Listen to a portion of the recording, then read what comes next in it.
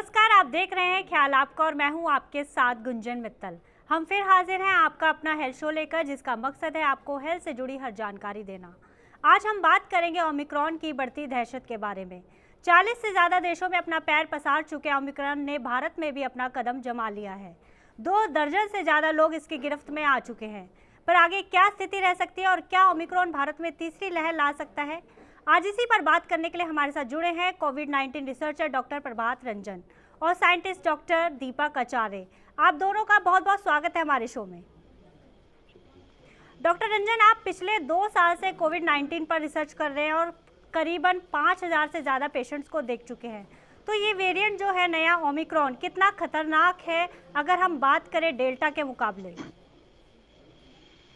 मैं सबसे पहले जो अभी एक इम्पॉर्टेंट बात बताना चाहता हूँ। जो ये कंसेप्ट है कि साउथ अफ्रीका से ओरिजिनेट किया, ये डाउटफुल है। और ये बात मैं पहले भी बोला हूँ, ये यूरोपियन और रशियन कंट्रीज टेरिटरी से मोस्ट लाइकली ओरिजिनेट हुआ है। क्योंकि आप यदि डाटा देखेंगे तो पिछले 1.5-2 महीने में वहाँ इम्पैक्ट फैक्टर इसका बढ़ गया था, डेथ रेट बढ़ गए थे, केसेस बढ़ने शुरू हो गए थे। Might be they have not did genomics of that cases. Retrospectively, they started after detection of this variant in South Africa when it's labeled as Omicron. They found previous samples also similar type of variants, but it's already spreaded whole world before the labeling as Omicron. So that is the most important.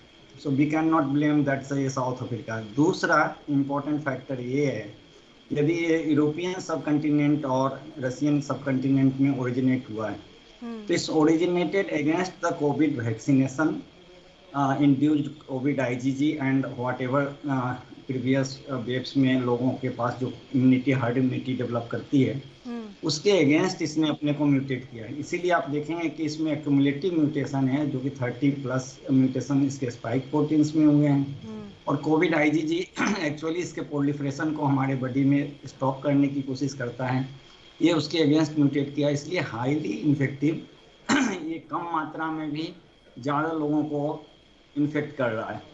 तो इसलिए इसकी infectivity ज़्यादा है, सो आप इसको easily नहीं ले सकते। तो डॉक्टर दीपक, अगला सवाल मैं आपसे जानना चाहती हूँ। आप पिछले 20 वर्षों से अधिक समय से हिंदुस्तान के सुदूर आदिवासी इलाकों से में रिसर्च कर रहे हैं, तो आपको वहाँ की स्थिति का ज़्यादा क्लियर होगी। तो ऐसे क्षेत्रों में कितनी आबादी वैक्सीनेशन लगवा चुकी है और क्या खतरा आने वाले समय में और बढ़ सकता है? बहुत सारे फिगर्स अभी क्लियर नहीं है, कम से कम रूरल डोमेन से इंडिया के अंदर में। और वैसे भी हम देखते हैं एडल्ट पॉपुलेशन 50 के आसपास में हम लोग वैक्सीनेट हो चुके हैं पूरी तरह से। अब 100 करोड़ लोगों को कम से कम सिंगल डोज लग चुका है। तो ऐसे रफ आइडियाज, रफ डेटा तो हमारे पास में है इस समय। लेकिन जो हेजिटेंसी रही है, गांव देहातों में अफवाहों का दौर रहा है, डेफिनेटली कहीं ना कहीं हैम्पर किया है वैक्सीनेशन प्रोग्राम को। प्लस वो डिजिटल प्लेटफॉर्म के थ्रू रजिस्टर करना, एनरोल करना अपने आप को। बहुत सारी, चूंकि मैं रिमोट एरियाज में काम करता हूँ तो मुझे हकीकत पता है वहाँ की। खैर, उस चीज को छोड़ दिया जाए, लेकिन इम्पोर्टेंट ये है कि सबसे बड़ा जो हमारा प्रोटेक्शन है वो हमारा वैक्सीनेशन है, जिसको हमें बड़ा एग्रेसिवली अप्रोच करना होगा उसके तरफ। हम अभी उस फिगर पर नहीं है जहां पर हम कंफर्टेबल हो सकें कि हम यहाँ पर अच्छे से फाइट करने जा रहे हैं। तो वैक्सीनेशन प्रोग्राम का जो ड्राइव है, बेसिकली वैक्सीनेशन, क्योंकि अभी भी न सिर्फ आप गांव देहातों की बात करें बल्कि पढ़े लिखे तबकों में भी हेजिटेंसी है कई तरह से। इसके बारे में मिसकॉन्सेप्ट्स हैं इस बारे में कि वैक्सीन की वजह से ही ऐसा हो रहा है, या बहुत सारी चीजें हैं जिनको बात करना ठीक नहीं होगा। सवाल सिर्फ इतना है कि हम पढ़े लिखे वर्ग से आते हैं, हमें थोड़ी समझ है विज्ञान की, तो हम तो यही कहेंगे लोगों से कि जाइए, वैक्सीनेट होना जरूरी है। आपको कोविड अप्रोप्रिएट प्रोटोकॉल्स को फॉलो करने हैं। तमाम तरह की जो सावधानियां बरतने की सलाहें दी जा रही हैं सरकार की तरफ से, एजेंसीज की तरफ से, उनको बहुत रिलीजियसली फॉलो करने की जरूरत है। पैनिक नहीं करा जाए, सचेत रहना ज्यादा जरूरी है। जी, तो लोगों का वैक्सीन ना लगवाना हमें भारी पड़ सकता है? डेफिनेटली, क्योंकि जो लोग वैक्सीनेट नहीं हुए हैं वो इम्यूनो कॉम्प्रोमाइज्ड होंगे, तो उनके पास में जाके वायरस जाएगा। वायरस उनकी बॉडी में जाने के बाद में ऑब्वियसली उसके अंदर में बहुत सारे चेंजेस आएंगे, क्योंकि एक वायरस जब किसी होस्ट के पास जाता है, अटैक करता है, तो बार बार बहुत एग्रेसिव होने की कोशिश करता है, जैसा डॉक्टर साहब ने इसके पहले कहा। कि म्यूटेशंस हो सकते हैं इस वायरस के अंदर में। हम 30+ म्यूटेशंस जो देख रहे हैं उसके स्पाइक प्रोटीन में देख रहे हैं, और स्पाइक प्रोटीन वही चीज है जिसे आइडेंटिफाई करती है हमारी एंटीबॉडीज, और जिसको पहचानने की कोशिश करती है, उससे लड़ने की कोशिश करती है। यदि स्पाइक्स ही बदल जाएंगे, उनका शेप बदल जाएगा, बॉडी पहचान नहीं पाएगी उनको, तो डॉज देने में वो सफल हो जाएगा वायरस। और वही हम देखते जा रहे हैं नए इस वेरिएंट के बारे में, कि वो किस तरह से डॉज कर रहा है। और ये सस्पेक्ट किया जा रहा है कि शायद वैक्सीन्स काम नहीं करेंगी उसके ऊपर में, या उतनी असरदार नहीं होंगी। लेकिन फिर भी एक शील्ड होती है आपके पास में, एक फौज आपने क्रिएट कर रखी है। एक आपकी इम्यूनिटी अच्छी हो पहले से, या फिर आपके पास में वैक्सीनेशन हो रखा हो, तो एक प्रकार से एक शील्ड आपके पास में होती है, वो एक प्रोटेक्शन देगा। डेफिनेटली आप उस क्रिटिकल स्टेज में नहीं जाएंगे यदि आप वैक्सीनेट हुए हैं, क्योंकि आपने उसकी जो लीनिएज है उसके अगेंस्ट में पहले से प्रोटेक्शन ले रखा है वैक्सीनेशन के जरिए। तो जी वैक्सीनेट होना बहुत इंपॉर्टेंट है। जी डॉक्टर रंजन, जैसे डॉक्टर दीपक ने कहा कि जो वैक्सीनेशन ही है वही एकमात्र हथियार है हमारे पास, तो रूरल एरिया की बात करें तो क्या वहाँ पर्याप्त वैक्सीन है और लोग वैक्सीन की दोनों डोज लगवा चुके हैं, और अगर नहीं लगवाई है तो अब क्या खामियाजा भुगतना पड़ेगा हमें? नहीं, आप ग्रामीण और शहरी और इवन मेट्रोज, मैं एक दूसरा पॉइंट हाईलाइट करना चाहूँगा जिससे डॉक्टर दीपक आचार्य भी सहमत होंगे। अब हम वैक्सीनेटेड पॉपुलेशन को यदि डिवाइड करेंगे तो 3 कैटेगरी की वैक्सीनेटेड पॉपुलेशन हमारे पास पूरे इंडिया की या वर्ल्ड की आती है। ग्रामीण हो, मेट्रोज में हो, शहरों में हो, एजुकेटेड हो, नॉन एजुकेटेड हो। एक पॉपुलेशन जिसको कि दोनों वैक्सीन आपके मार्च अप्रैल तक कंप्लीट हो गए, जिनका वैक्सीनेशन का डोज कंप्लीट हो गया। सपोज कि 1000 पॉपुलेशन हम ले रहे हैं, तो उसमें से 30% ऐसे पॉपुलेशन है जिनका कि वैक्सीनेशन का डोजिंग फर्स्ट और सेकेंड अप्रैल तक में खत्म हो गया। दूसरा ग्रुप हुआ जिनका कि फर्स्ट डोज अभी लगा है, second dose they are waiting, और जिन्होंने सेकेंड डोज रिसेंटली लगवाया है, ठीक है। और थर्ड है जिन्होंने कि कोई भी डोज नहीं लिया। सो मेजॉरिटी ये 3 कैटेगरी हैं, जिसमें कि फर्स्ट कैटेगरी जो है सो लगभग 30% है, सेकेंड कैटेगरी आपका 50 to 60% के आसपास है, और अभी भी 25 से 30% पॉपुलेशन ऐसे हैं डिजायर्ड जिनको कि एक भी शॉट नहीं लगे। अब आपका 1000 का जो पॉपुलेशन है वो मिक्स्ड पॉपुलेशन हो गया वैक्सीन के रिस्पेक्ट में। जो अप्रैल में ख़त्म हुई थी वैक्सीनेशन, उनकी इम्यूनिटी अभी के स्टेज में जाके रिलेटिवली वेरी लो हो गई। अब रिसर्च में ये साबित हो गए हैं कि वैक्सीन की इम्यूनिटी हो या हर्ड इम्यूनिटी हो, वो 3 से 4 महीने बहुत स्ट्रांग रहती है, उसके बाद 5 से 6 महीने वो डिटोरिएट होके लो लेवल पे जाती है, जहाँ पे उसकी लड़ने की क्षमता रिलेटिवली काफ़ी कम जाती है। सो जो ये बूस्टर डोज की बात हो रही है वो 6 साल में एक बार नहीं, 6 महीने पे एक बार होनी चाहिए, मेरा ये क्लियर कंसेप्ट है। दूसरा, जिन लोगों का अप्रैल तक में या मई तक में कंप्लीट हो गया है, उनको बूस्टर डोज के रिकमेंडेशन आ जानी चाहिए, और उनका बूस्टर डोज अपने खर्चे पे उनको लेना शुरू कर देना चाहिए, यदि हमें नए वेरिएंट्स जितने भी आते हैं उनसे बचना है तो।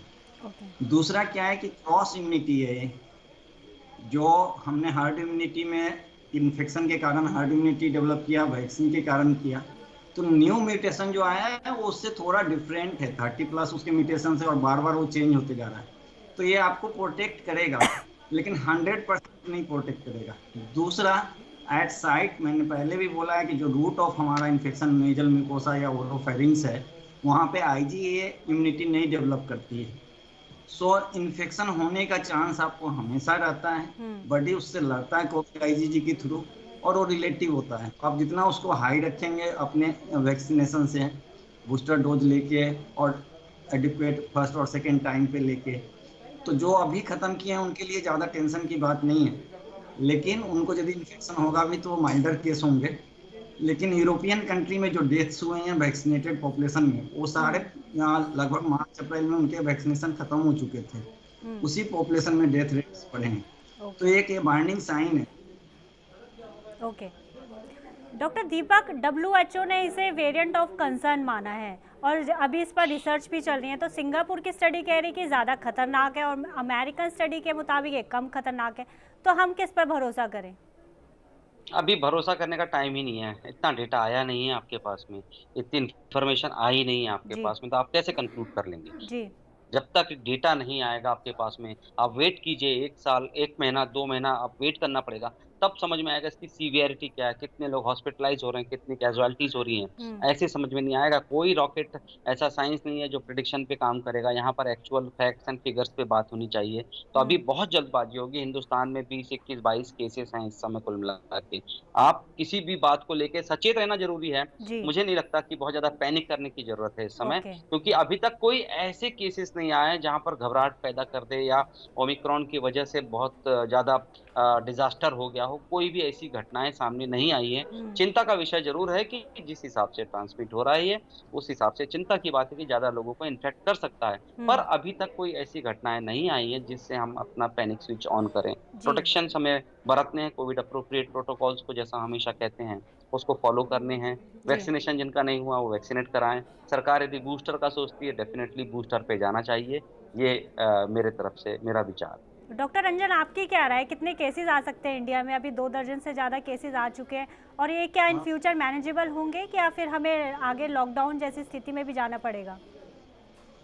अब यदि 2019 नवंबर दिसंबर से जब ये चाइना के में फर्स्ट डिटेक्ट हुआ, उस समय से लेके वर्ल्ड वाइड इसके पैटर्न को भी देखेंगे, तो इसमें सबसे इम्पोर्टेंट बात जो मैं बताना चाह रहा हूँ, अभी जो मैंने स्टैट्स कैलकुलेट किए हैं, हर करीब 100 प्लस कंट्रीज के डाटा का एनालिसिस किया है। उस डाटा के आधार पे ये बात निकल के आती है हमारी कि ये इंडिया में 2 वेव्स आएंगे। 2022 की बात करें तो एक आपकी फरवरी मार्च में आएगी और दूसरी सितंबर अक्टूबर के टाइम में आएगी। फरवरी मार्च वाली हो सकती है थोड़ी माइल्डर हो, लेकिन केसेस के नंबर ज़्यादा होंगे, हॉस्पिटलाइजेशन के केसेस कम होंगे, हम मैनेज कर पाएंगे। लेकिन हमारे पॉपुलेशन जो इतनी हाई है उसमें यदि सीरियस पेशेंट्स के केसेस बढ़ेंगे तो आपकी इंफ्रास्ट्रक्चर और किसी भी कंट्री की इंफ्रास्ट्रक्चर, चूँकि बैकअप हमारे पास हेल्थ सिस्टम का नहीं है, तो वो चरमरा जाती है। जैसे सेकेंड वेव में या फर्स्ट वेव में भी चरमरा गई थी। तो वो उससे बचने के लिए आपको एक लॉन्ग टर्म प्लान लेके चलना पड़ेगा। कोविड मैंने पिछले साल ही डीडी बिहार पे भी इंटरव्यू दिया था कि 5 से 7 साल तक अभी इसके कई वेव्स हमें देखने करेंगे। कुछ माइल्डर वेव्स होंगे, कुछ हार्डर वेव्स होंगे। तो आप सपोज करो कि आपके पास, हर कंट्री के पास की बात करें हम, तो उनमें एक आर्मी होती है, मिलिट्री सेना होती है। क्या वो रोज लड़ती होती है? नहीं लड़ती हो। तो आप क्यों इतनी सेना लेके रखे होते हैं? इतने मिसाइल्स क्यों लेके रखे होते हैं? गन्स, बम और ये सारी चीजें लेके रखे होते हैं प्रोटेक्शन के लिए, कि जब ऐसी क्राइसिस आएगी, लड़ाई होगी या उस तरह की चीजें होगी, तो हम उसको यूज करें। तो हमारे गवर्नमेंट्स को और नेशनल और इंटरनेशनल गवर्नमेंट्स को, ये एजेंसीज को, ये बैकअप सिस्टम कोविड से यदि लाइफ को इजीली लेना है, सारी चीज़ें चलते रहें। हम आप देखेंगे ध्यान से तो प्राइमरी प्रिवेंशन, सेकेंडरी प्रिवेंशन जो होता है, जिसको कि स्प्रेड रोकना बोलते हैं, ये लेसन है लास्ट 2 साल का। अब 2 साल हो गए कि आप इसके प्रिवेंट नहीं कर सकते। कि जब फैलने का वेव्स आता है तो ये फैलता ही फैलता है, चाहे आप कितना भी स्कैनिंग कर लें, कुछ कर लें, एयरपोर्ट रोक दें, ट्रेनें रोक दें, लॉकडाउन लगा दें, बसें रोक दें, ये फैल ही जाता है। तो ये बात फैक्ट है कि आप इसका प्राइमरी प्रिवेंशन फेल हो चुका है। आप प्राइमरी प्रिवेंशन नहीं कर सकते हैं, रोकने के और स्प्रेड को कम कर सकते हैं, लेकिन एकदम से रोक नहीं सकते, चाहे आप कितने भी मेजर्स यूज कर लें। हाँ, 1000 केसेस होते हैं तो उसको घटा के 700 आप कर लेंगे, 500 कर लेंगे, लेकिन ये होगा ही होगा, इनएविटेबल चीज़ है, अवश्य भाम भी जिसको हम लोग संस्कृत में बोलते हैं। तो अब आपको सेकेंड टर्सरी मैनेजमेंट जो होता है कि जब इतने केसेस नंबर्स बढ़ेंगे तो उस समय कैसे रिएक्ट करना है, एक्ट करना है, उसकी मैनेजमेंट आपके पास होनी चाहिए। गवर्नमेंट ने किए भी हैं, ऑक्सीजन प्लांट्स लगाए हैं, ये किए हैं, लेकिन इंडिया अभी भी उन कंट्रीज में है जिनका कि इंफ्रास्ट्रक्चर रिमोट एरिया में, डिस्ट्रिक्ट लेवल पे, विलेज लेवल पे, सदर हॉस्पिटल्स हों, हमारे डिस्ट्रिक्ट के जो हॉस्पिटल होते हैं गवर्नमेंट के, या बहुत सारे ऐसे डिस्ट्रिक्ट हैं कि वहाँ प्राइवेट हॉस्पिटल की भी क्षमता है या उतने वो एडवांस नहीं होते हैं। तो उनको जब तक आप बैकअप टीम उनको नहीं तैयार करेंगे, रखेंगे, जैसे पटना ही है, तो पटना में यदि हम 100 ऐसे टीम तैयार करके रखें जो कि बाकी टाइम में दूसरे काम कर रहे हैं, लेकिन जब ऐसी क्राइसिस आए तो वो कोविड के उस मैनेजमेंट को 100 टीम्स चाहेंगे तो एक टीम 100 से 200 घर को कवर कर सकती है जहाँ डिजीज है। और मैंने पिछले सेकेंड वेव में भी बोला था कि हर घर कोविड ट्रीटमेंट, समझिए ना, आप पेशेंट्स को हॉस्पिटल ले जाने की सोचते हैं, वहाँ बेड्स नहीं है। जो पेशेंट्स एडमिट होता है, इस बेड्स में भी लंग इन्वॉल्व हो रहे हैं, ओमिक्रॉन से भी लंग्स इन्वॉल्व हो रहे हैं, ऐसा नहीं है कि नहीं हो रहा।